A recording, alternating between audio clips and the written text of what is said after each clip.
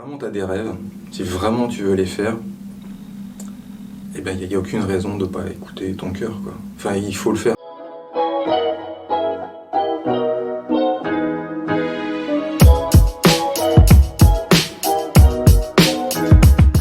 Pierrick Jégou, bientôt 40 ans.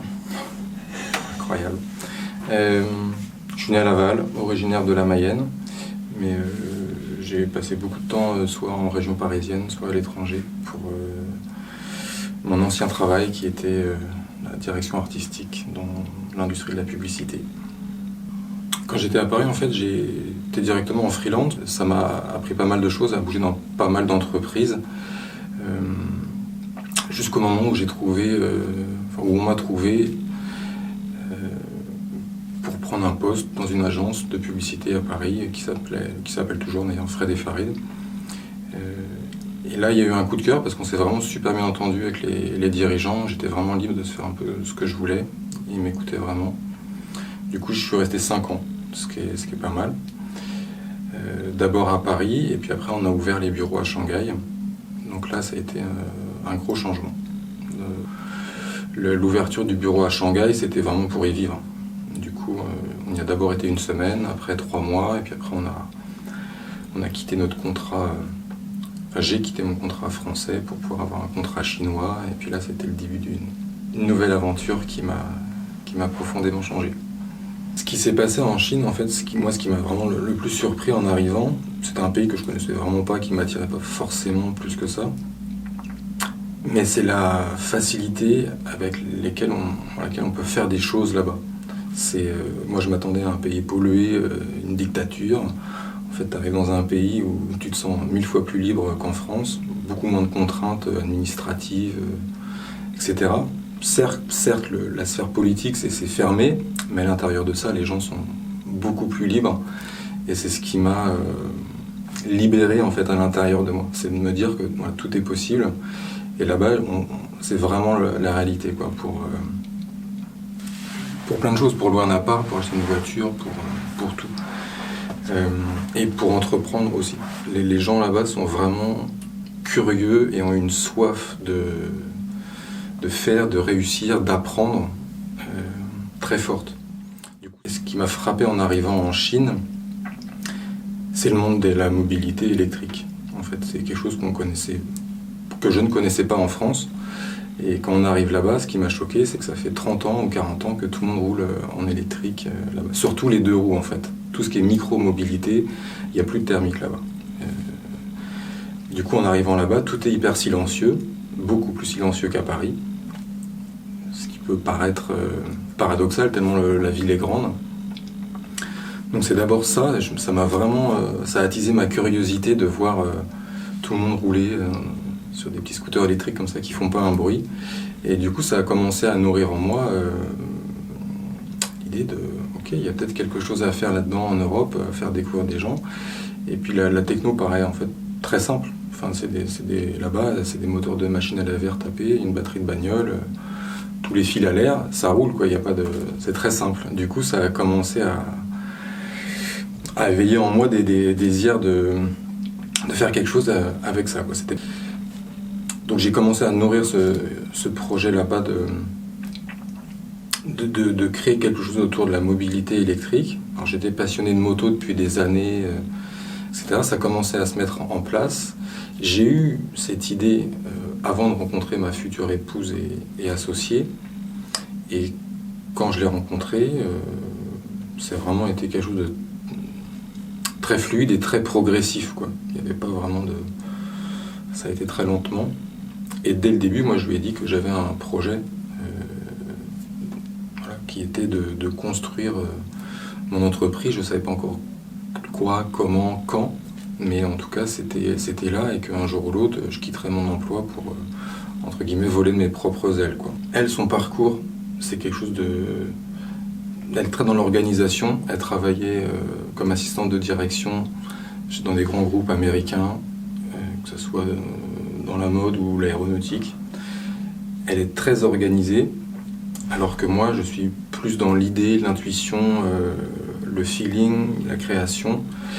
Et du coup, on a un partenariat qui s'équilibre bien, parce que je lui fais confiance à 100%, elle me fait confiance à 100%. On échange juste lors de réunions des perspectives, mais chacun est 100% autonome dans son domaine. Et je sais ce que je veux faire. Je sais que ça va être une moto électrique, légère, sans permis, accessible à tous, avec quelque chose qui véhicule du plaisir. En France, l'électrique, c'est la Zoé, c'est que du plastique, c'est rationnel, c'est contraignant, mais ça apporte rien. Enfin, l'écologie en France, c'était pas une source de plaisir, quoi. C'était plutôt une contrainte, la taxe carbone.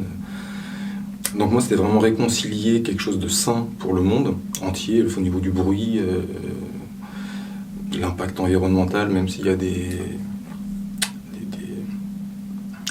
problématiques sur les sources des batteries, mais au global, c'est quand même 1000 fois plus respectueux que le pétrole. Donc le jour où j'ai su quelle forme ça allait, et le nom, en fait, le nom La Folle Allure, c'est elle, en fait, qui englobe toute l'énergie qu'il y a dans ce projet. C'est le nom d'un roman qui me parle beaucoup. Et le jour donc on a décidé, on avait le concept, on avait le nom, donc la petite graine était là. Et le jour où on a décidé de partir, elle a quitté son emploi, j'ai quitté mon emploi. On a décidé de revenir en France, pour qu'elle puisse découvrir ma langue, mon pays, parce que je connaissais le sien, je connaissais la langue, donc, pour être au même niveau. Et sur le côté formation, parce que construire une moto, moi je pouvais la dessiner, mais en revanche j'étais incapable de la construire. Et donc j'ai décidé de revenir en France pour faire un CAP de chaudronnier au Mans. Donc c'était la croix et la bannière, parce qu'on arrive en France, plus personne ne nous connaît, la sécurité sociale, les impôts, on n'existe plus. Du coup, pour refaire une formation, ça a été compliqué, mais bon, je me suis battu, on a défendu le projet.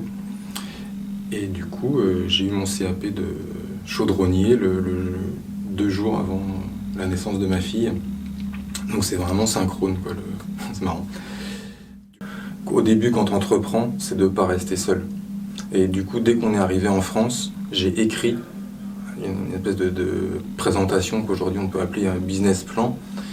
Et je l'ai tout de suite envoyé à la Technopole, à Antoine, pour qu'il me dise ce qu'il en pense. Alors je connaissais ni d'Ève ni d'Adam, mais je savais qu'il ne fallait pas rester seul. Et le fait que Antoine me rappelle dans la journée pour me rencontrer, ça a été super.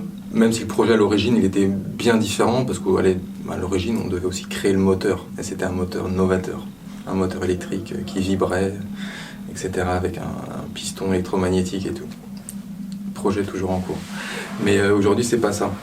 De ne pas rester seul, ça a été hyper important. La rencontre avec la Technopole, ça a été hyper important d'être accompagné et challengé. Parce qu'au début, on a notre idée qu'on arrive difficilement à expliquer. Et quand on l'explique, c'est pas clair pour les gens. Et ça, c'est hyper important de s'en rendre compte et d'être challengé tous les jours. On se prend des coups de poing. Thomas qui nous dit « mais ouais, mais là, ça correspond à rien, c'est pas vrai. Il n'y a que toi qui penses comme ça. » Et du coup, de fait de reformuler 10 fois, 100 fois le même projet, d'être confronté un peu à l'esprit français qui dit non, mais qui remet en question. Là, pour le coup, c'est hyper utile parce que ça fait que renforcer le projet.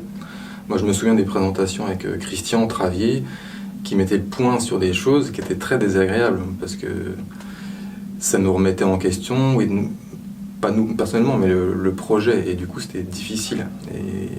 Et de devoir retravailler, de clarifier ça, après, voilà, c'est comme un diamant. Tu le polis, tu le simplifies, et à la fin, ça devient très solide, quoi. Donc ça, c'était hyper important. Et revenir en Mayenne, ça a vraiment du sens. C'était pour revaloriser aussi un peu le territoire et apporter quelque chose de novateur, un peu cool sur un territoire qui le mérite, parce que la Mayenne, pendant longtemps, ça a été un peu vivons cachés, vivons heureux, quoi. Donc, ce retour aux sources, il fait aussi partie du projet, parce que même si on voyage partout, on est tous issus d'un territoire. Enfin, je veux dire, on a tous notre caillou, quoi. On vient tous d'un caillou, et moi, mon caillou, c'est la Mayenne.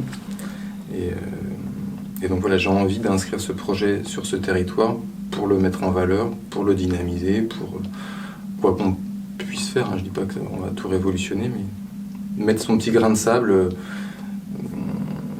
voilà, sur son petit caillou. Même pour moi, hein, mais faut pas avoir peur du vide, quoi.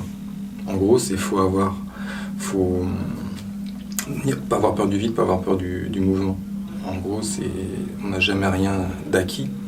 Alors, quand on est salarié, c'est sûr qu'on a une vie un peu plus confortable, mais on maîtrise rien. On n'est pas aux commandes.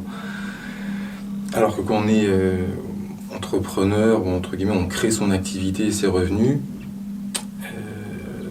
tous les matins, on se lève, pas la peur au ventre, mais on doit intégrer cette notion de risque et de fragilité. Et il faut apprendre à vivre avec parce que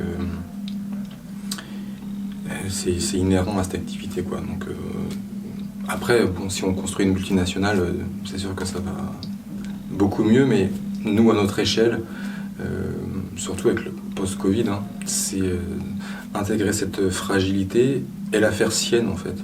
Et apprendre c'est pas surfer, mais à être dans le moment présent et savoir que rien n'est acquis, rien n'est fait. Et qu'il faut toujours accompagner le mouvement voilà, des choses. Et c'est pas facile, hein. C'est pas facile, mais l'entrepreneuriat, on y va parce qu'on n'a plus le choix, en fait. C'est parce qu'on peut plus faire autre chose. Ça devient quelque chose qui grandit en nous, et le jour où on peut plus aller au travail parce que ça correspond plus à 100% de nos aspirations, et ben on jette à l'eau. Et quand on jette à l'eau, au début on nage, donc après on a une petite bouée, un bateau, un gros bateau ou pas. Mais voilà, c'est ça.